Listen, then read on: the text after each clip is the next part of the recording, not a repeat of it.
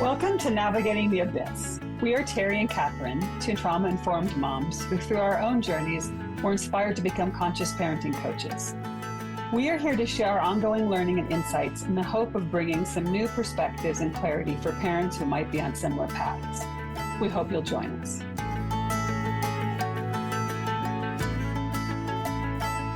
Hey everyone. So I'm just going to pop on and do a short solo today. Terry's had a number of things on her plate this summer, and so we'll be back towards the end of the summer, early fall, but lots happening here. So I just wanted to share some thoughts that hopefully are helpful. One of the things that's come up a lot, both with my own situation, with friends, with clients, is this idea or the sense really of our no, and how our no always seems to be never strong enough. And when we say it, it never feels certain or definitive.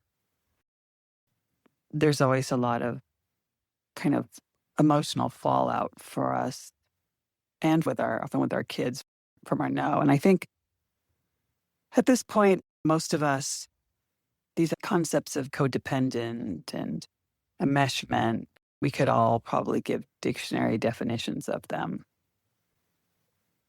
And intellectually, we understand those concepts and how problematic they are for our ability to guide our children and maintain the necessary detachment to be able to provide and lay down boundaries that we need to. It's really challenging when we're faced with our child's strong emotions.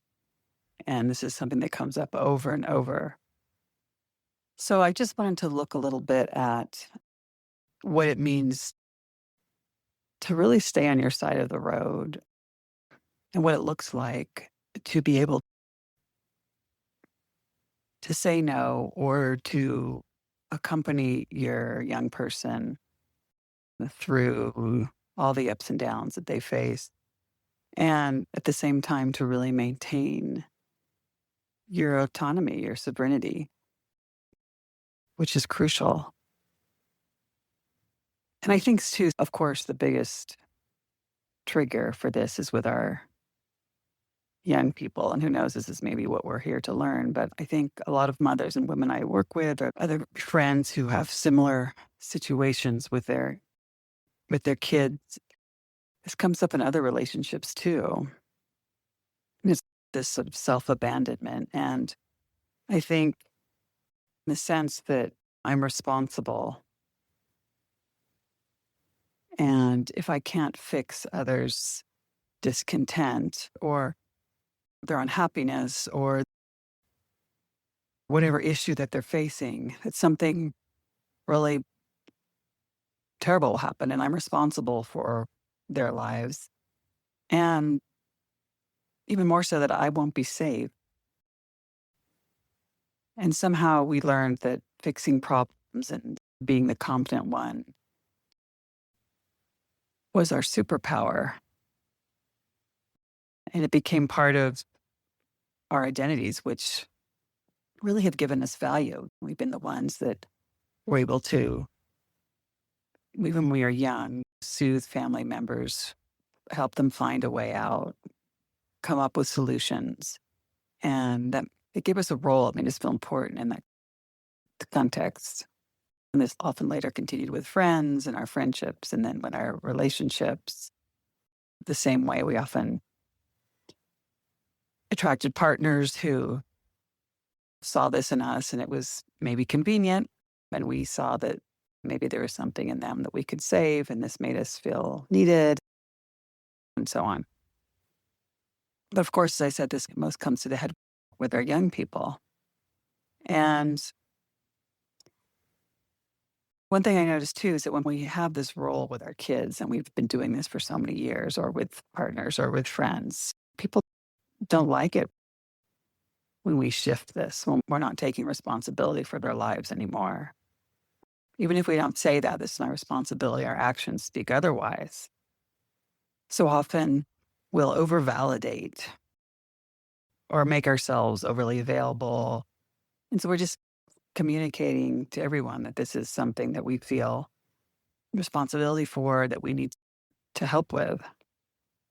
So what really happens, and I know I can see this with my own daughter, even though I know the importance of this loving detachment and allowing her to have more agency in her life and see that although she wasn't responsible necessarily for everything that happened to her in the past, she's absolutely responsible for her present, her future.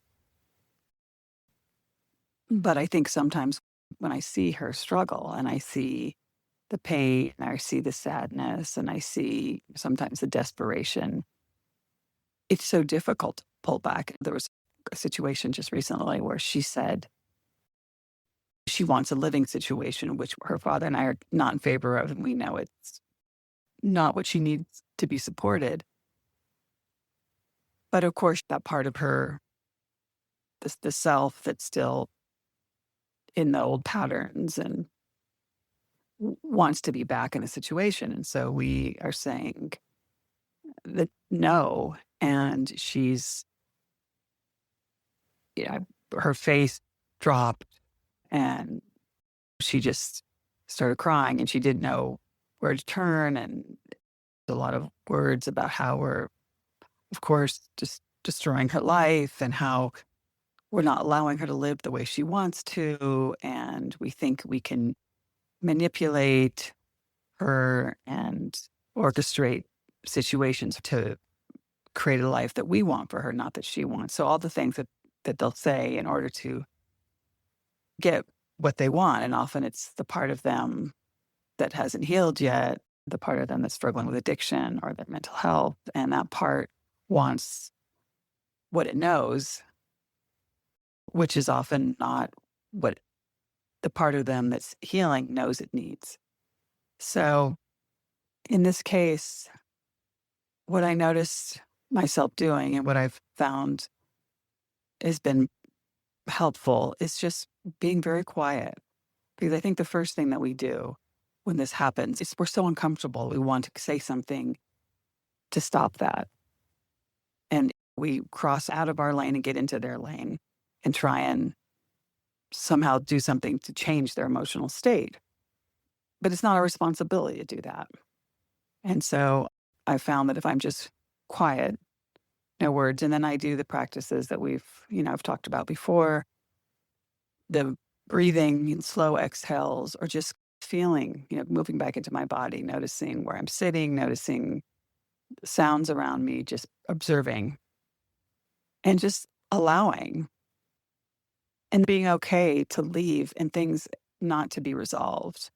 Because I think this is part of it too. So we're always looking for this resolution that we think is somehow things are better so that we can go on and we can feel okay because we're so comfortable with their discomfort.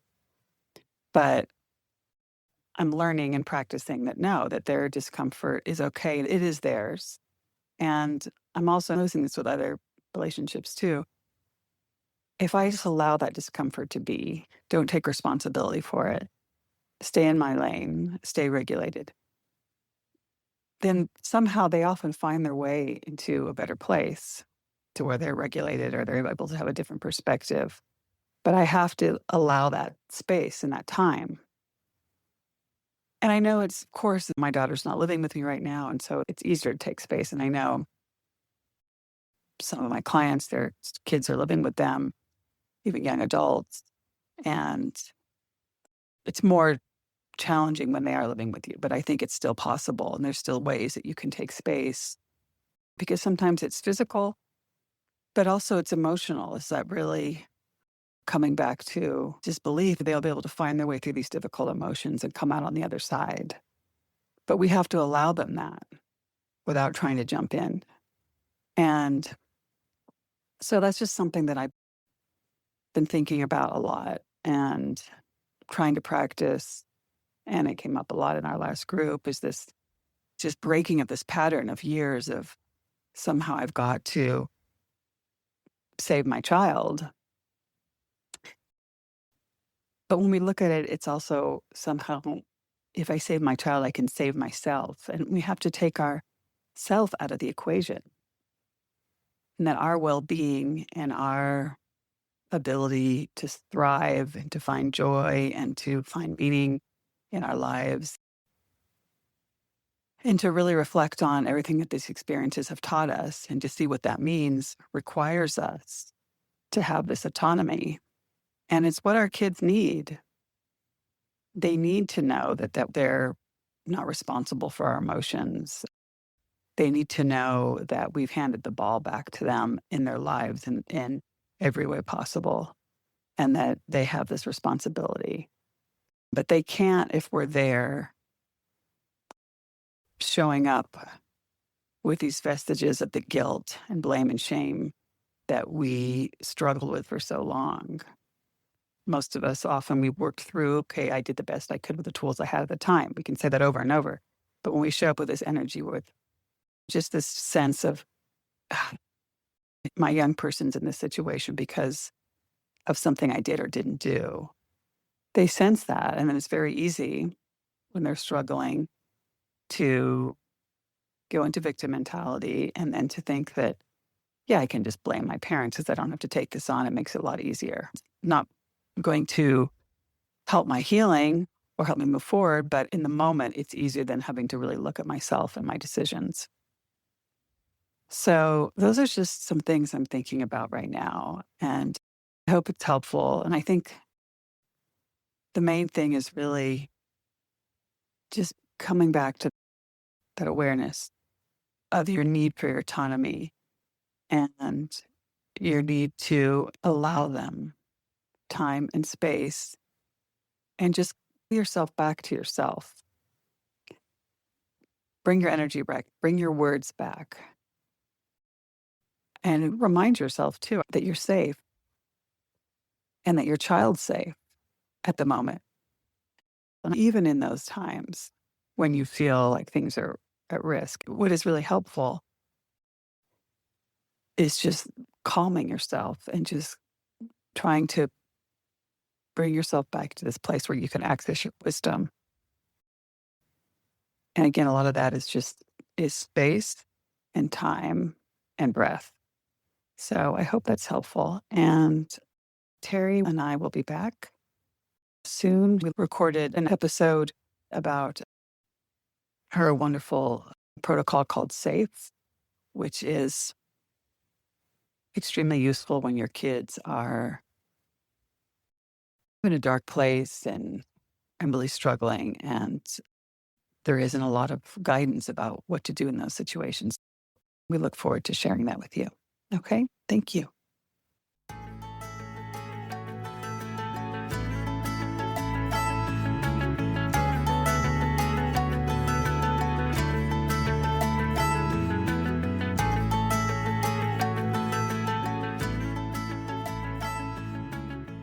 Okay, here's the legal stuff.